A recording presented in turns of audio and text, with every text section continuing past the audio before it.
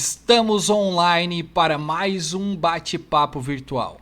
E hoje, como de costume, teremos um convidado especial. Aquele que veio para completar a nossa mesa de boleiros. Além de preparador e treinador físico, é o legítimo camisa 6, lateral clássico, o homem que não erra passes e tem uma leitura de jogo como ninguém. Seja muito bem-vindo ao nosso programa, Lucas Jorge da Silva. Obrigado, Matheus. Obrigado pelo convite. Obrigado aos demais convidados aí do programa. Espero estar contribuindo, né?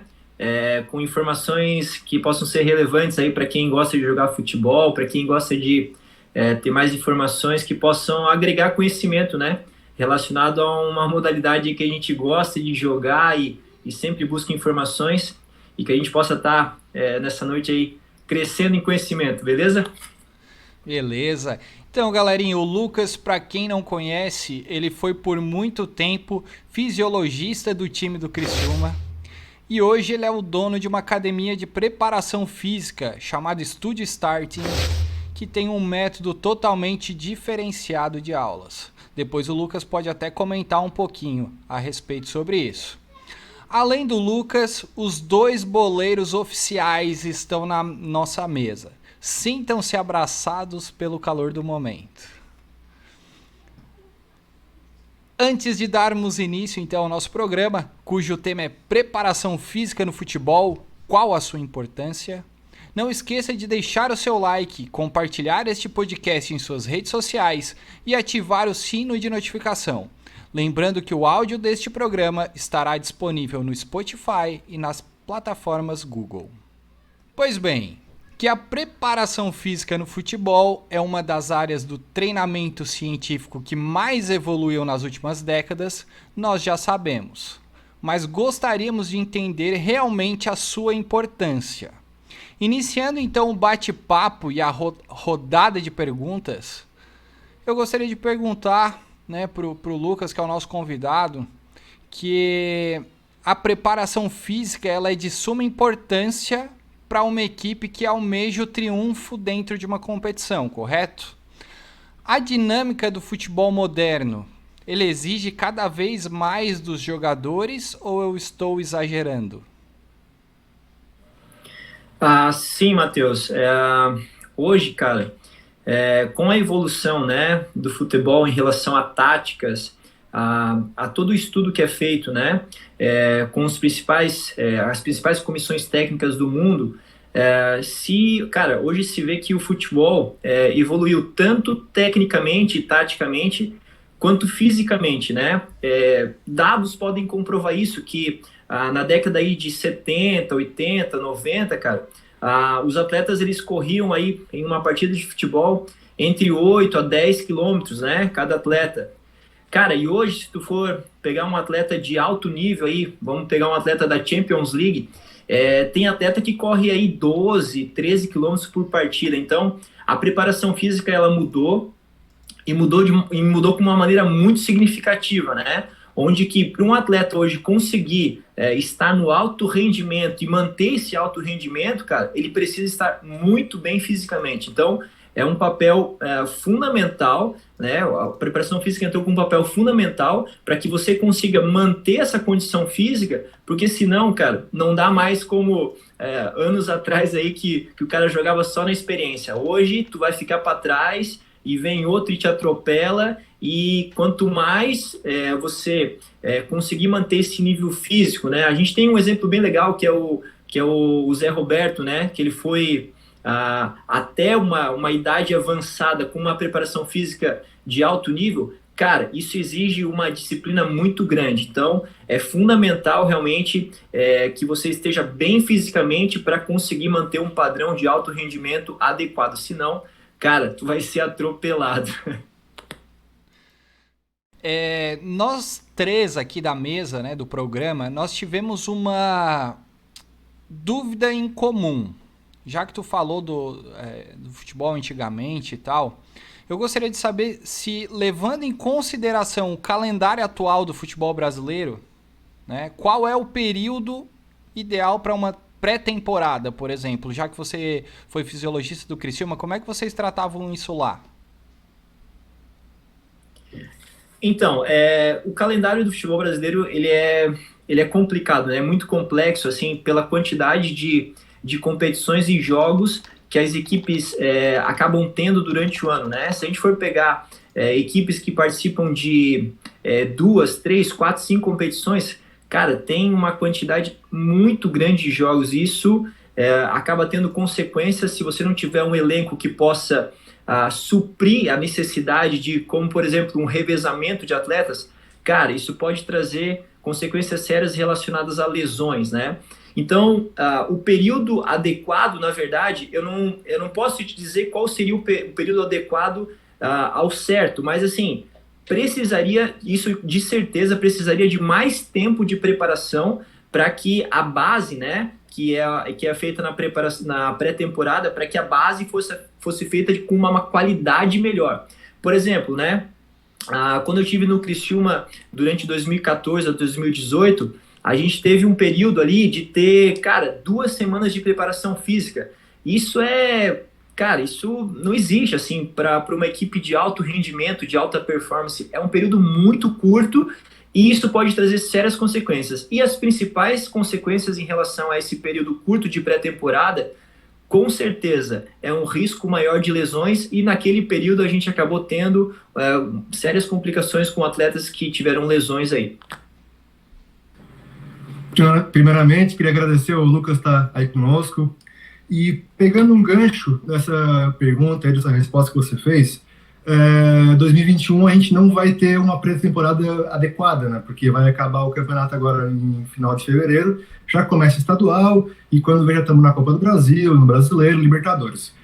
Tu, como fisiologista do time, qual seria a melhor saída que tu proporia para o teu técnico? Nós vamos deixar o pessoal descansar 2 semanas, 3 semanas, vamos levar os juniores e o sub-23 para jogar o estadual. O que tu faria numa situação hipotética que é desse ano, né, que dos times vão ter que enfrentar agora por causa de pós-pandemia? Cara, isso também ela é uma decisão muito complexa, né? Porque eu, como fisiologista, qual que é a principal função do fisiologista, né? Avaliar os atletas, acompanhar o processo de recuperação desses atletas e ser responsável pelo controle de carga, né? Então, assim, essa avaliação, cara, ela precisaria não somente da minha opinião, mas de um todo, né? Todos aqueles que estão envolvidos, comissão técnica, técnico, auxiliar técnico, médicos, fisioterapeutas, toda a preparação física, né? Que no caso a fisiologia está diretamente ligada com a preparação física. Então, essa estratégia, ela precisaria de reuniões, analisar o caso de cada atleta, porque não é simplesmente analisar a equipe, mas sim buscar individualmente o que cada atleta precisa e através dessas reuniões, aí sim ter tomadas de decisões, né? Porque isso é muito complexo, porque o calendário ele vai te trazer uma competição em seguida e que se você não souber dosar essa carga de trabalho, essa carga de treinamento e jogos, cara, se o elenco não tiver, como eu comentei antes, né, a capacidade de rodízio, cara, as chances de nós termos atletas lesionados aí durante o restante do ano é bem grande. Então é um tema complexo, né, para eu dizer assim, não, a gente vai parar agora. Não seria uma decisão minha somente, entende? Seria uma decisão entre todos os que estão envolvidos no processo para que os atletas tenham a melhor recuperação ou o melhor treinamento que viria na sequência para o próximo campeonato, que seria, no caso aqui, vamos pegar um estadual. Beleza? Ô Lucas, só um pouquinho, Gaspar, só para pegar esse final. Nós tivemos o técnico, o Jorge Jesus, na equipe do Flamengo, que ele gostava muito de controlar isso. Ele poupava minutos de cada jogador, de cada partida, para que isso, num futuro próximo, não atrapalhasse a equipe do Flamengo. Isso aí existe mesmo? Esses minutos finais que ele tirava o jogador para ele ter uma melhor recuperação. Isso aí é fato mesmo? É bom para o time? Cara, isso realmente é verdade e isso, a tecnologia e a ciência permitem isso hoje, né? Por quê? Se vocês forem ver, provavelmente vocês já tiveram ali uma percepção e viram os atletas, eles jogam com GPS, né? Provavelmente vocês já viram. Então, nos últimos anos, os GPS evoluíram muito, né? E os dados que esses GPS apresentam são dados muito significativos. Então, esses dados mostram, um exemplo, o quanto que esse atleta percorreu, quantas ações em alta intensidade esse atleta fez relacionadas a sprints, quais foram as zonas onde ele permaneceu mais tempo, né? Durante o jogo, e isso mostra também uma zona onde que ele possa ter tido um desgaste maior. A própria fisiologia controla como que esse atleta se recupera através de creatina quinase, que é coletado sangue para analisar o processo de recuperação. É feito, hoje a gente usava no clube câmera termográfica, que analisa pontos de calor para ver como é que também está o estado de recuperação do atleta. Então, tem muita tecnologia envolvida, né? Tem muita ciência envolvida para que esse controle que você falou em relação ao Flamengo, né? O Flamengo, na verdade, foi uma grande exceção, porque eu vejo um elenco muito forte e ainda podendo fazer rodar o time com peças que o nível não caía, né? Então isso foi uma estratégia muito inteligente do Jorge Jesus, mas nem todas as equipes podem fazer isso. Essa é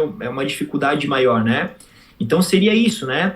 Foi uma estratégia interessante, o elenco é muito forte e poder manter um elenco como o do Flamengo em alto nível, cara, sim, realmente é necessário ter o controle desses processos de recuperação, porque para chegar onde eles chegaram realmente não foi por acaso, tá, Matheus? Foi realmente com muito trabalho, vai ter que tirar o cara em tal minuto, porque olha só para vocês terem ideia de como funciona. A partir dos 30 minutos do segundo tempo, os estoques de glicogênio dos atletas caem muito, né? Que é a fonte de energia que vai dar o subsídio para você conseguir até o final. Então, a partir dos 25, 30 minutos do segundo tempo, o nível de rendimento desses atletas cai, o nível de fadiga aumenta e o risco de lesão aumenta. Então, olha só que interessante. Então, a fonte de energia que você tem para jogar, ela vai baixar, porque é normal pelo desgaste físico, e isso, se eu for usar uma estratégia, vou tirar o cara com 25, com 30, com 35, isso tem um princípio, né? Isso tem um princípio fisiológico de processo de recuperação para que eu diminua o risco de lesão. Então, são estratégias usadas, e às vezes a gente vira, vai tirar o cara com 25 minutos. Às vezes o cara está demonstrando um cansaço acima do normal e foi necessário tirar ele para ele não correr um risco de lesão. Ô Lucas, deixa eu te questionar. Basicamente, tu já deu todas as informações com relação ao auxílio da tecnologia, né, hoje em dia. Mas quando foi que realmente todo esse processo mudou? Né? Porque a gente já fez até aqui no nosso programa comparações entre jogadores que jogaram na década de 70, outros que jogaram na década de 80, 90, 2000... Mas a gente sabe que a preparação física, durante todo esse período, ela teve uma evolução muito grande. Mas quando foi que aconteceu realmente que entrou a parte da tecnologia? Mas foi a tecnologia que mudou? Foi o conceito que mudou? Entrou ciência? O que aconteceu nesse processo todo para chegar no momento que nós estamos hoje? Certo. Então, assim, a partir dos anos 2000, né, essa evolução ela começou a acontecer, né? Tanto o avanço tecnológico da ciência, né, quanto a evolução física relacionada àquilo que era utilizado aí na década de 70, 80 e 90. Por quê, né? Se a gente for parar e pensar, se vocês buscarem um pouco mais informações sobre a preparação física desse período, era muito o que a gente chama analítico. A preparação física, você fazia você utilizava determinada capacidade física no treino somente aquela capacidade física. Hoje, a preparação física trabalha, um exemplo, para vocês entenderem, na década de 90, eu já fui, por exemplo, década de 2000, eu fui atleta, e se usava ainda isso, a questão de ter uma pré-temporada com 2 semanas fazendo somente físico. Cara, tu tinha que se preparar psicologicamente para fazer a pré-temporada, porque tu não via nem a cor da bola. Hoje, a preparação física evoluiu ao ponto de que no primeiro dia já é utilizado bola. Então isso se chama princípio da especificidade, que é treinar próximo à realidade do que você vai encontrar no jogo. Então isso permitiu uma evolução física e através de estudos, claro, isso fez com que a evolução física dos atletas tivesse um salto muito grande, né? Porque, tu consegue ganhar a capacidade física, tanto aeróbia quanto anaeróbia, em trabalhos específicos e já com bola. Então isso foi um grande salto para a preparação física, onde que na década de 80, 90, se usava, não sei se vocês já chegaram a acompanhar, aqueles tiros de 1000, sabe? Tiro que tu percorria 8, 10 quilômetros na preparação física. Hoje mas é muito raro isso acontecer, mas muito raro mesmo. Então isso permitiu a gente ver a grande diferença, né, relacionada a dados dessa época para a preparação física atual, né? E hoje os caras estão muito rápidos, muito fortes e muito resistentes. Pegando um pouquinho que tu falou de muito rápido, muito fortes e muito resistente, eu tenho um questionamento que é o seguinte: todo jogador que sai do Brasil e vai para a Europa, eles crescem fisicamente, eles ficam fortes. Por exemplo, o Ronaldinho Gaúcho era um magrelinho no Brasil, foi jogar na Europa, virou um monstro. O Alexandre Pato, mesma coisa. O Ronaldo, mesma coisa. O Neymar, primeira vez que ele saiu do Santos, no Santos ele era magrinho, né? Ele foi para a Europa. E a primeira coisa que ele falou quando chegou na primeira vez a se apresentar na seleção brasileira foi pro médico da seleção brasileira: olha só como eu estou forte. Então, assim, será que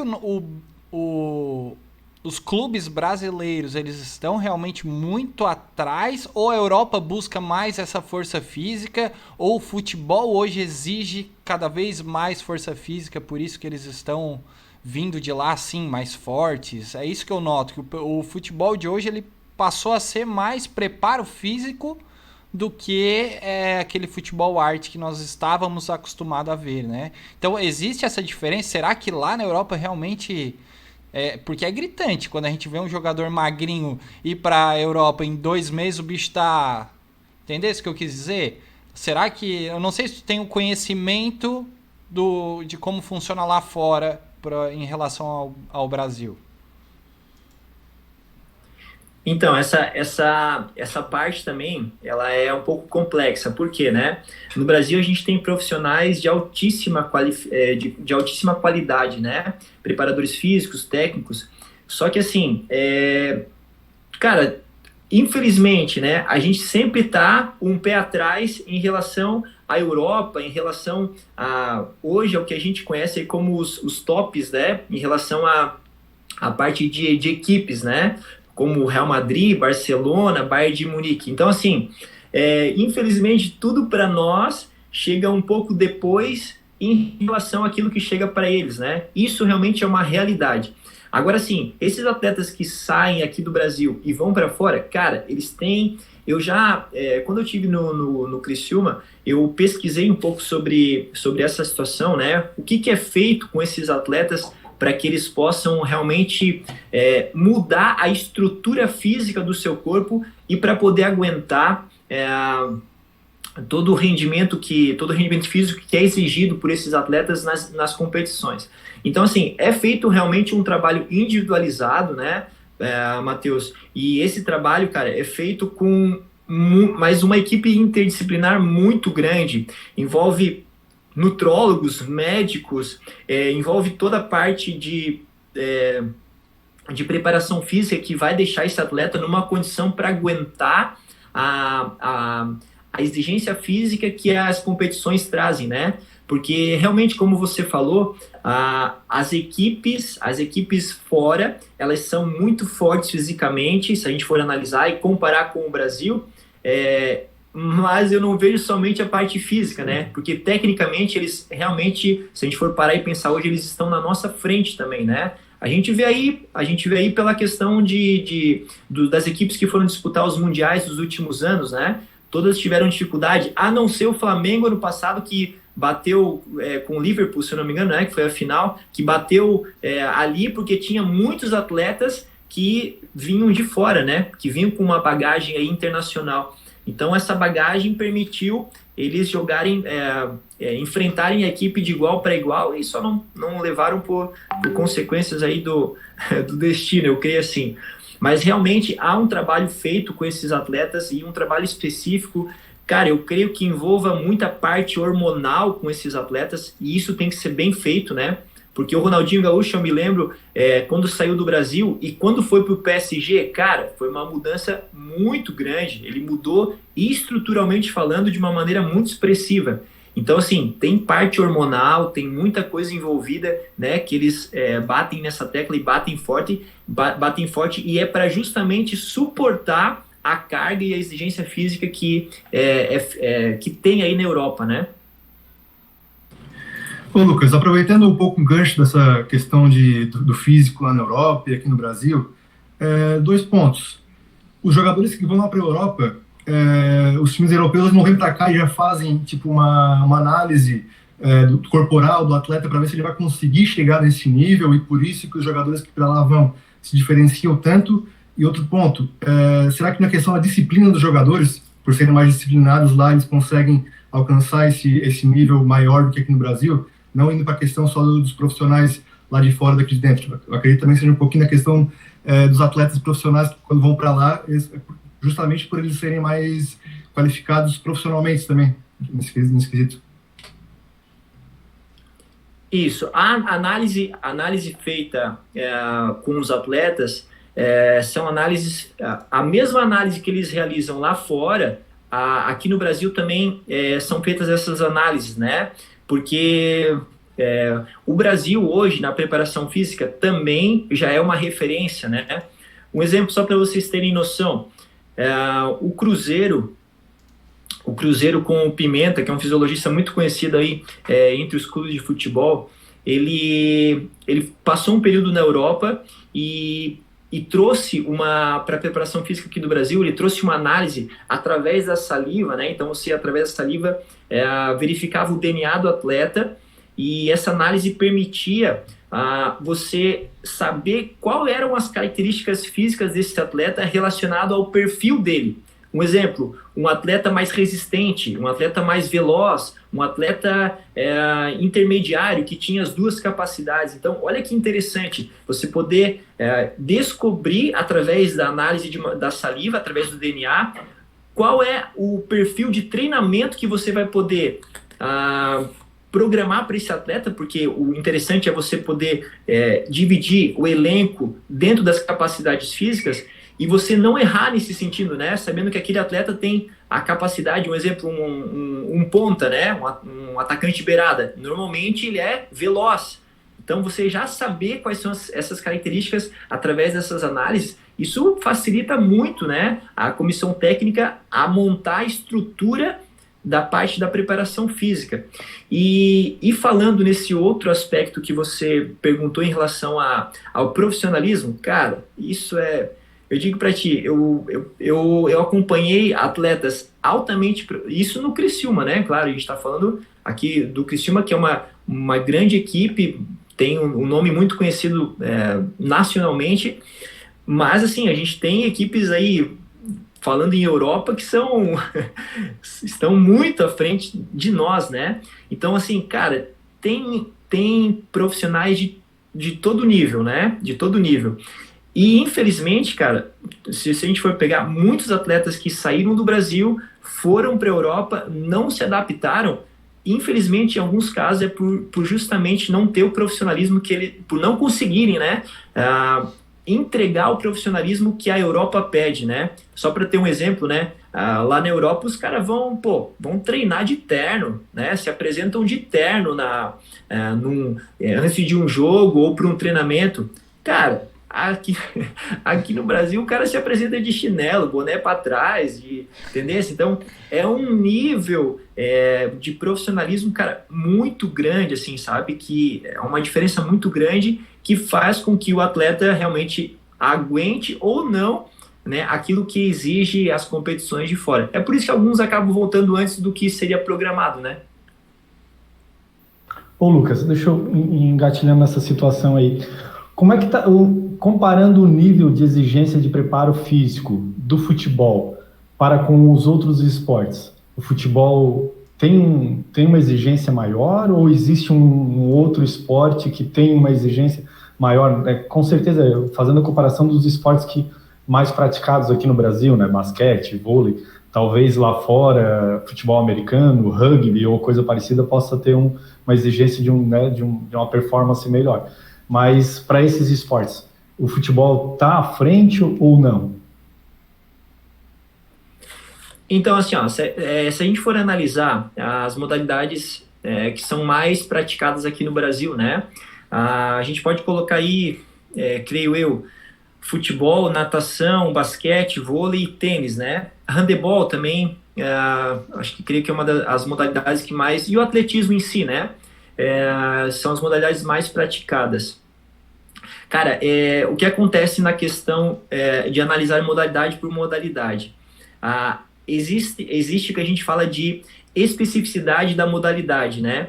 As ações que são feitas no futebol são específicas, né? Porque o futebol, tu tem muitas ações em períodos curtos. Um exemplo, vários sprints em ações em períodos de tempo muito curtos. Então, isso tem uma demanda energética muito grande. Essas ações fazem com que a exigência física seja muito grande. É diferente, um exemplo, se a gente for comparar com o vôlei, né? Que tu faz uma ação de 2 segundos e para. Descansa, recupera. No futebol, cara, muitas vezes tu vai atacar e numa dessa tu tem um contra-ataque, e nesse contra-ataque você já tem que voltar marcando e às vezes você tem que percorrer 30, 40 metros em ações de alta intensidade. Então essa demanda energética, ela é muito grande. Agora, claro, né? A gente precisa ver por um lado um pouco mais científico, né? Que cada modalidade tem a sua exigência. Mas eu vejo que o futebol, a exigência dele por ter muitas ações de diferentes aspectos no jogo em si, exige fisicamente uma preparação física realmente muito qualificada, né? E eu não estou dizendo que a qualificação dessa preparação física das outras modalidades não sejam boas, mas é que as ações do futebol, elas são muito específicas e exigem uma demanda energética muito grande. Então, um exemplo, o jogador de vôlei ou de basquete joga no ginásio, o jogador de futebol joga às vezes num sol de 40 graus, então só o clima, né, que vai alterar a termorregulação, que é a perda de líquido corporal, né, a adequação da temperatura corporal, isso já pode ter uma influência muito grande aí na parte de preparação física, né? Um exemplo aí para a gente entender. Espero ter esclarecido aí a tua pergunta. Ô Lucas, e vamos falar, é um papo muito bom, porque vai aparecendo um monte de pergunta e a gente fica meio até doido aqui. Lembrando que a gente não segue pauta, essa é a nossa conversa, essa é a nossa mesa virtual mesmo. Eu tenho uma pergunta para falar, né? Como tu falou de sol de 40 graus e que no futebol a gente faz sprints menores, tá o tempo todo correndo, na marcação. A parte de preparação física e sobre o tal overtraining do jogador. Porque, por exemplo, eu quando joguei bola, que eu sou aposentado, eu senti um overtraining muito grande no final da temporada. Então, eu queria que tu explicasse o que seria esse overtraining. É muito esforço? É o quê? Porque o atleta ele já meio que está acostumado, o corpo já está acostumado a isso, né? Mas eu queria que essas pessoas que, né, os famosos boleiros, eles não entendem sobre isso, então eu queria que tu esclarecesse. Overtraining, o que é overtraining? Ok, é uma pergunta bem relevante, assim, né? Porque, na verdade, às vezes você está em overtraining e nem sabe, né? De tão comum que isso é, se você praticar regularmente exercícios físicos, mas começar a exagerar um pouquinho na questão da quantidade e não controlar o teu processo de recuperação. Então, isso é muito real, né? Isso é muito comum para atletas, e a gente vê aí isso acontecer normalmente em finais de temporada, né? Porque você já teve um ano cheio de competições e treinamento e viagem. Porque, um exemplo, a gente está falando sobre futebol, né? O futebol não é só os 90 minutos, cara. Não são somente os 90 minutos.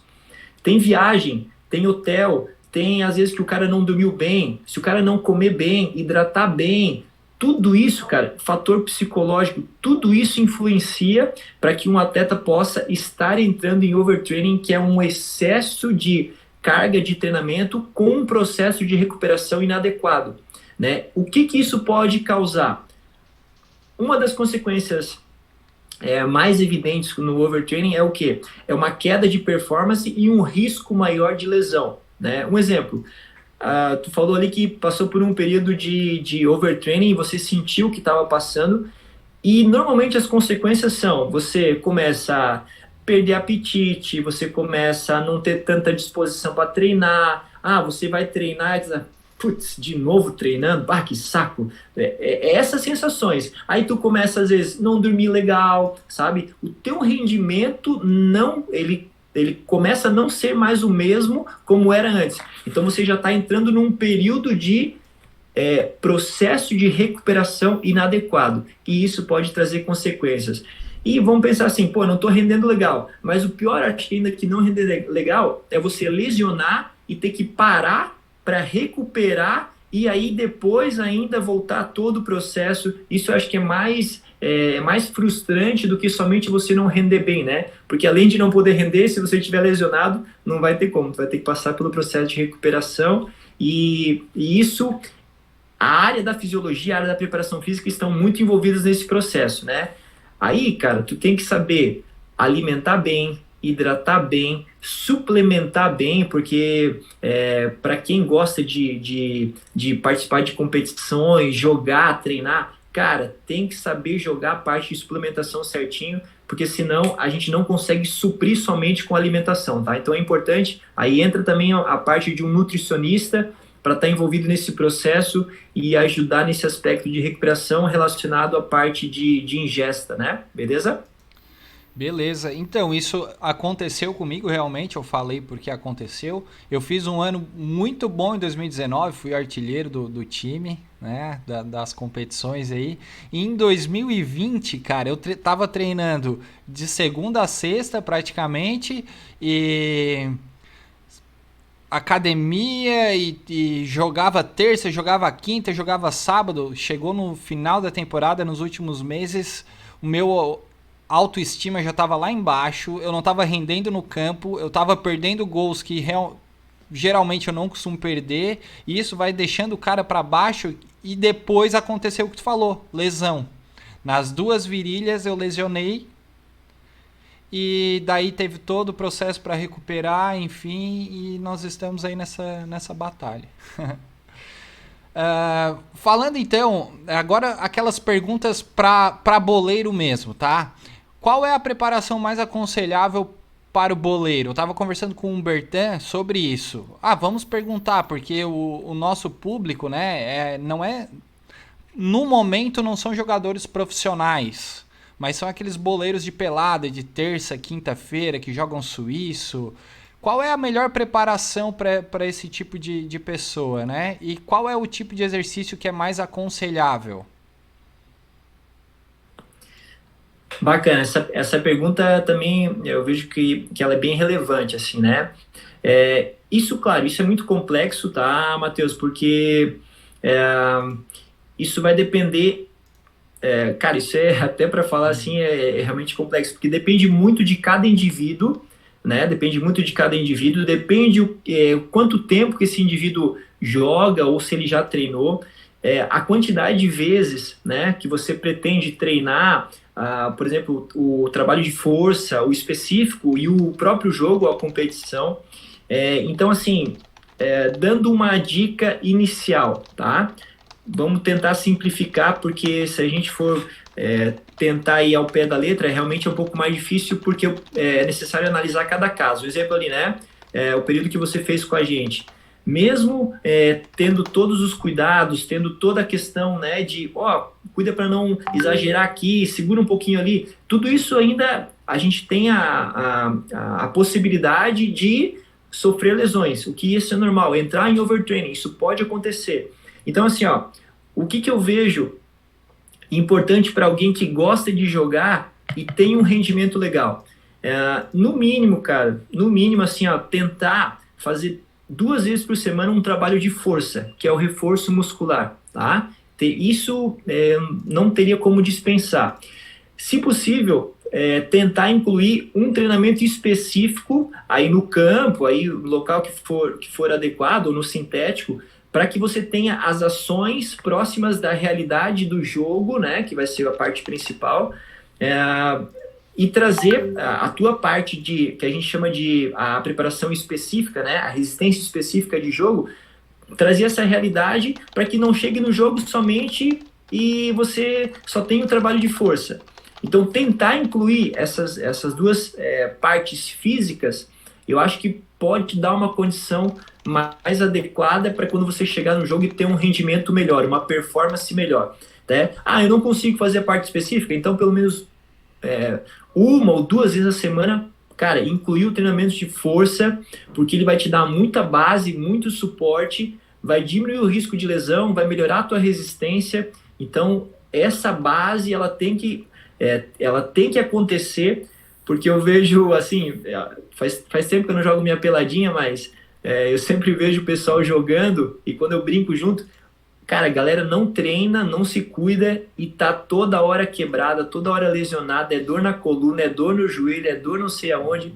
Então isso é um simples fato de não fortalecer o corpo para quando eu for jogar. Porque o futebol, cara, é muita ação inesperada, é ação que tu não consegue controlar. De repente tu tá indo para uma direção e tu troca a direção. Isso é muito rápido, isso exige demais do corpo, né? Então, para isso, o corpo realmente precisa de uma preparação mais específica. Ô Lucas, até tocando nessa situação aí, a gente vê muita gente, claro, né? Tem como o Matheus, que estava treinando, fazendo trabalho, buscando performar melhor, né? Junto com o time dele e tal. Mas aquele que só vai jogar peladinha mesmo, sabendo que é ruim e tal. O conselho, então, para essa pessoa é buscar um condicionamento físico, fazer uma caminhada, fazer um trabalho, buscar um reforço muscular, colocar o seu check-up em dia também, porque tem muita gente aí que, como tu dissesse, joga um mês fica na mão do fisioterapeuta, né? Cuidando de joelho, cuidando de pé, e é teimoso ainda, né? Volta lá e o fisioterapeuta diz assim, não, beleza, é meu cliente, né? E assim vai. O Gaspar tá preocupado com a idade, pô, até checar. Exatamente. Dá um conselho pro Gaspar aí, Lucas. Né? Denunciei a idade. Rapaz, ô Gaspar, os teimosos é o que mais tem, velho.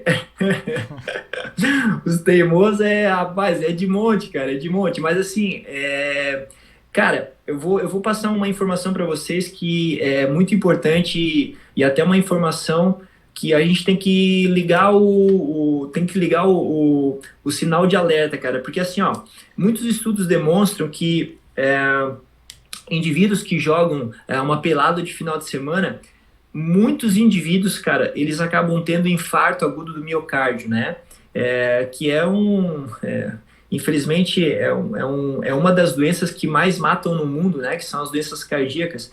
E isso é comum, cara, pela despreparação física desse indivíduo em relação às ações que ele está fazendo no jogo. Porque tu pensa comigo, o cara passa a semana inteira trabalhando, às vezes estressado, e não faz nada, e chega lá no final de semana, ele vai dar sprints, ele vai correr atrás de alguém para marcar. O coração, cara, vai lá em cima, as fibras musculares vão ser muito exigidas. Então, isso tem sérias consequências, né? Isso tem sérias consequências, isso realmente não é brincadeira. Então, eu falo com o pessoal lá que às vezes eu jogo, falo, moçada, cuidem, né? Cuidem, porque a vida de vocês é só uma, então tenham cuidado realmente para chegar aqui e não simplesmente jogar, né? Não, faça alguma coisa pelo menos 1 ou 2 vezes na semana a mais para reforçar, para ter os cuidados devidos.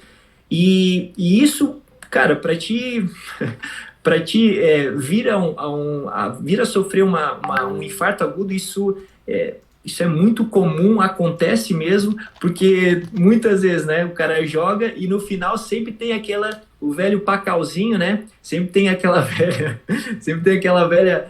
cervejinha. Então, quem gosta, vamos pensar, pô, o cara acabou de jogar, o processo de recuperação mais adequado é hidratar com água, uma fonte de proteína boa e um carboidrato bom. Pô, o cara bebe cerveja, come churrasco à reveria, pô, não é o processo de recuperação mais adequado, né? Então, assim, pensando realmente na saúde do indivíduo como um todo, né? Não simplesmente na performance, mas não correr o risco aí de vir ter uma parada cardíaca, um infarto agudo do miocárdio e acabar realmente nunca mais podendo fazer aquilo que tanto gosta.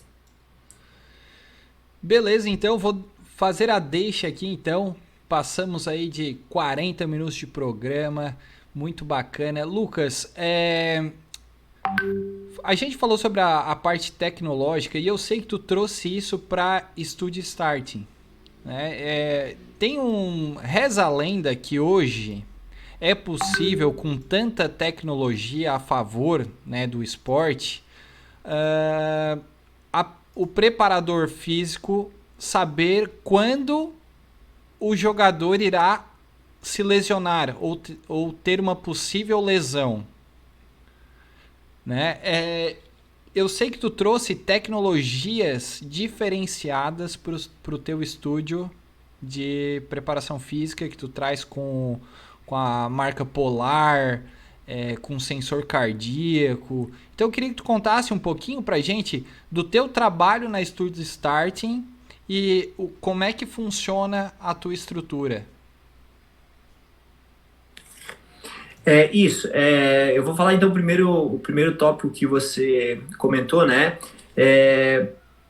Hoje, sim, a gente tem o avanço da tecnologia, o avanço da ciência foi tão grande, cara, que tu chega num limite onde que próximo a lesionar, o clube, enfim, a comissão técnica consegue detectar se aquele atleta está próximo de lesionar ou não, né? Então, a ciência avançou tanto nesse sentido que realmente chega próximo a essa realidade. É claro que 100% de exatidão, isso ainda não existe, porque uma lesão física, ela não depende somente das ações do jogo, né?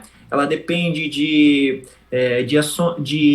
mentalmente esse atleta também estar bem, certo? Depende de fatores externos que podem influenciar muito esse atleta, então, vir ou não a ter a lesão. Então, tem muito material, muita tecnologia que nos permite analisar e poder prevenir isso, mas também isso não é 100% exato, porque muita coisa ainda a ciência não descobriu, principalmente se pensando em questões neurais, né, em questões cerebrais. Então, isso é realmente um pouco mais complexo, tá?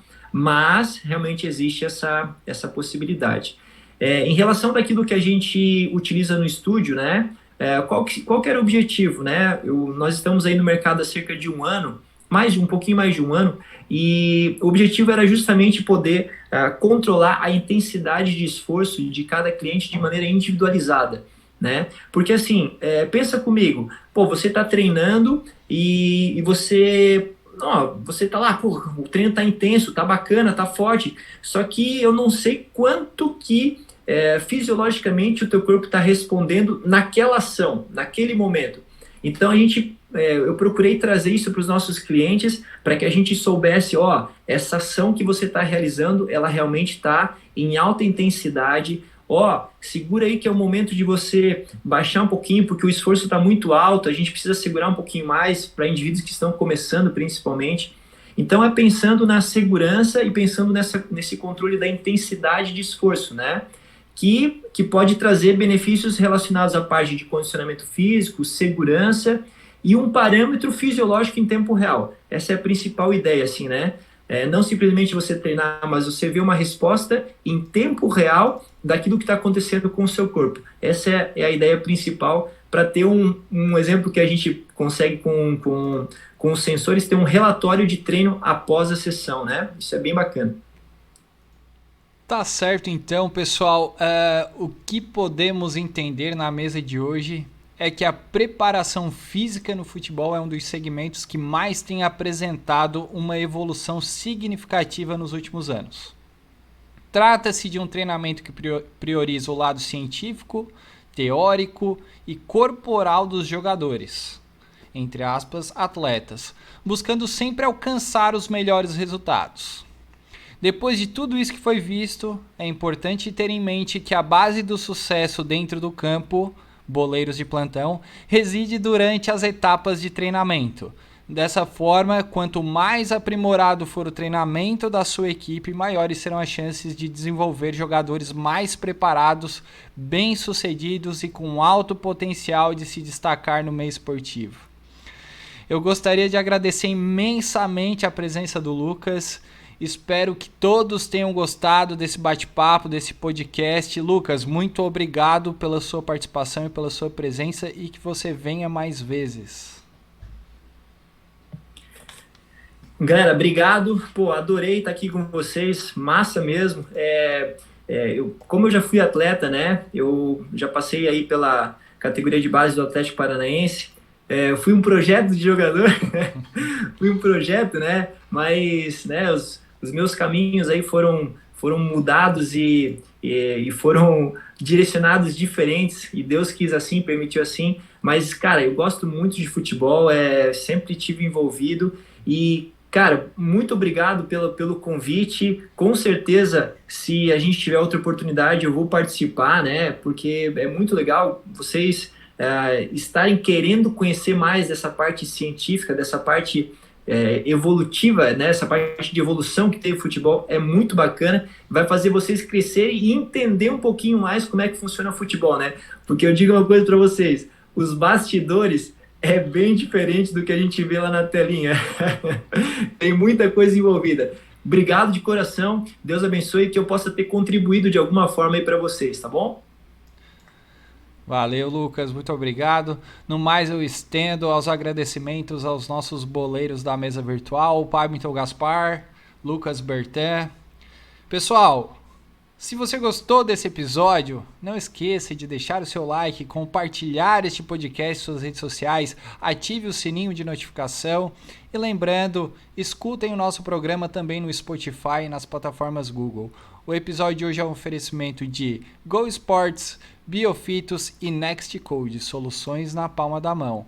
Forte abraço e até o próximo episódio. Valeu!